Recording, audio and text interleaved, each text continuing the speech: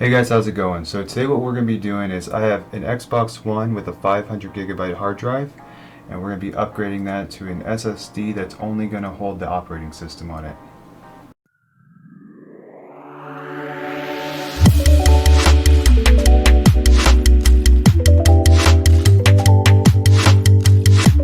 Alright, so step one, the first thing you're going to want to do is right back here, you're going to have some tamper evident tape.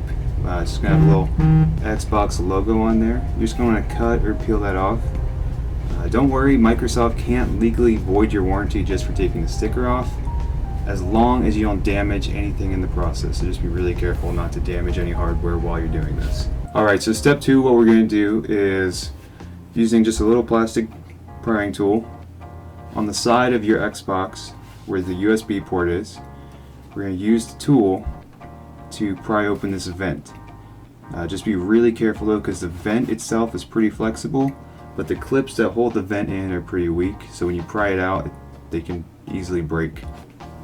And so right now we're just going to go ahead and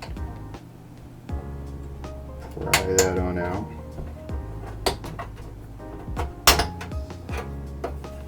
Carefully.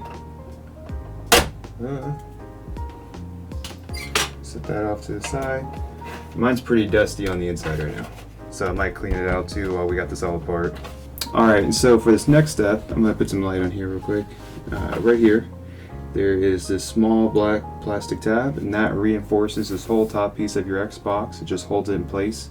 So what we're going to do is, if you stand your Xbox up, it makes it a lot easier to take it out. But so we're going to stand our Xbox up, and push down on here, and slide it out. And then we're just going to take this whole tab out right here. So let me go ahead and do that. Just stand it up like this. So you can see, I'm going to put my thumb on it. It just slides out. We're going to take that piece out completely. Alright, so next what we're going to do is we're going to use a flat plastic spudger. I don't have a plastic spudger, I only have this flat metal one, so I'm just going to use this for now. And we're going to stick the flat end of it right in between where the upper and lower pieces meet of our Xbox. So let me go ahead and stand up and stick that in there.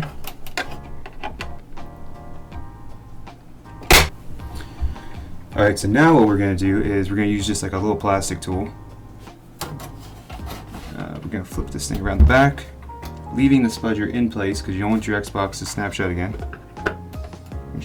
Use that guy, just kind of run it along to pop open some of these clips back here.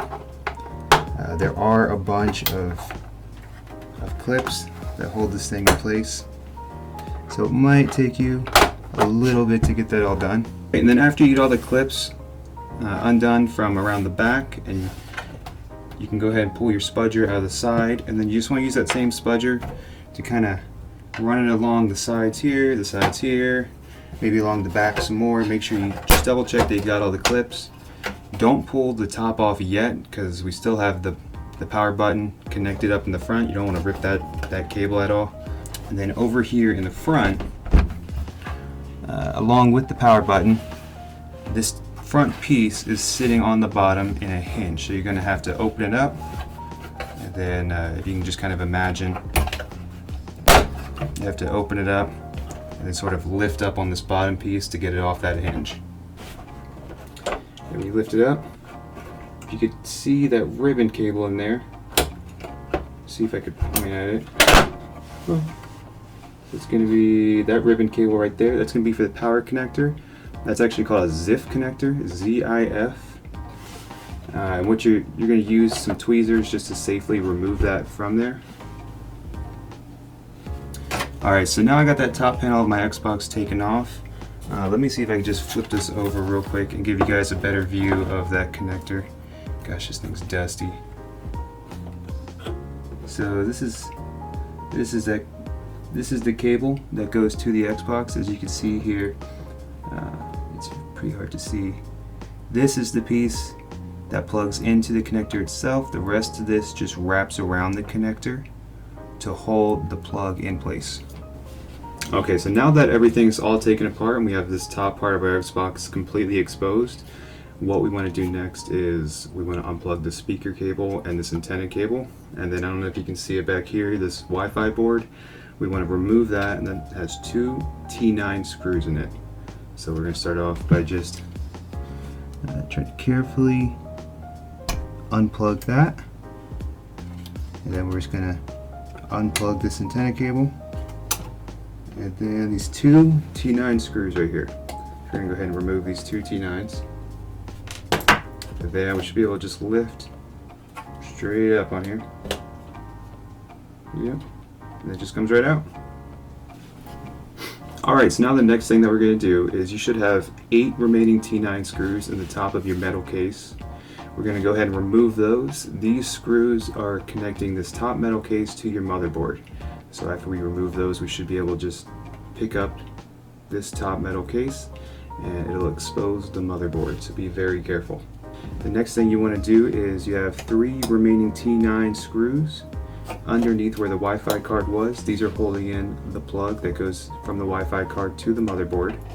You're just going to remove these 3 screws and finally take off that top metal cover. So here is our hard drive. You're going to see it's connected in with the SATA connector, and if you flip this piece over, you're going to see 4 T9 screws holding the hard drive into this bay.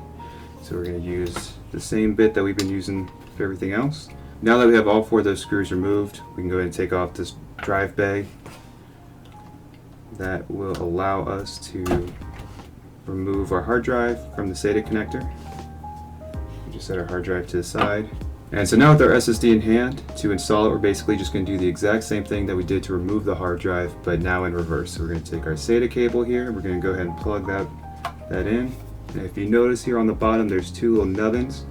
And if you look at our drive bay, there is 2 little knockout holes right where that SATA fits in at. So we're going to put our drive on the bay. Gotta make sure that it just fits on there all nice and snug. Then we're going to take these T9 screws that we unscrewed from the bay, we're going to go ahead and screw those back in. Okay, so now our SSD is all screwed into the bay. If you notice on your motherboard, you're going to have these little holes right where you pulled your drive bay out of, and you got these little bump outs right here and right here. Those 2 little bump outs are going to fit right into those holes. The holes should be right about the same size. And so if they're not fitting in there, probably don't have it in right. There it goes, just like that.